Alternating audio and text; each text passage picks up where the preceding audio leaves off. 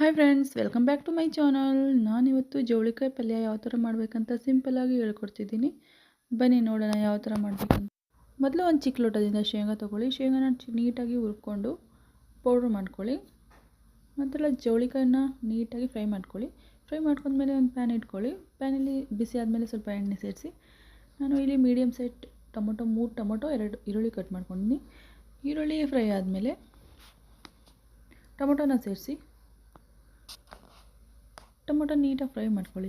ನಂತರ ಜವಳಿಕಾಯಿ ತೊಳೆದು ಅದರಲ್ಲಿ ಹಾಕಿ ಸ್ವಲ್ಪ ಉಪ್ಪು ಸೇರಿಸಿ ಮಿಕ್ಸ್ ಮಾಡಿ 1 ಟೇಬಲ್ ಸ್ಪೂನ್ ಖಾರದ ಪುಡಿ, 1 ಟೇಬಲ್ ಸ್ಪೂನ್ ಧನಿಯಾ ಪೌಡರ್ ಹಾಕಿ ಚೆನ್ನಾಗಿ ಮಿಕ್ಸ್ ಮಾಡಿ 1 ಲೋಟ ನೀರು ತಗೊಂಡು ಅದರಲ್ಲಿ ಸೇರಿಸಿ ನಂತರ ಕುದಿ ಬರಲಿಕ್ಕೆ ಬಿಡಿ. ಕುದಿ ಬಂದಿದೆ. ಈಗ ಪೌಡ್ರ್ ಮಾಡ್ಕೊಂಡಿದ್ವಲ್ಲ ಅದನ್ನು ಸೇರಿಸೋಣ.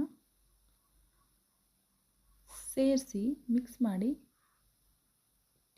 ಮಿಕ್ಸ್ ಆದ ನಂತರ ನೋಡಿ ಯಾವ ಥರ ಬಂದಿದೆ ಅಂತ ಪಲ್ಯ. ಸೂಪರಾಗಿ ಬರುತ್ತೆ. ನೀವೊಂದ್ಸಲ ಟ್ರೈ ಮಾಡಿ ಮನೆಯಲ್ಲಿ.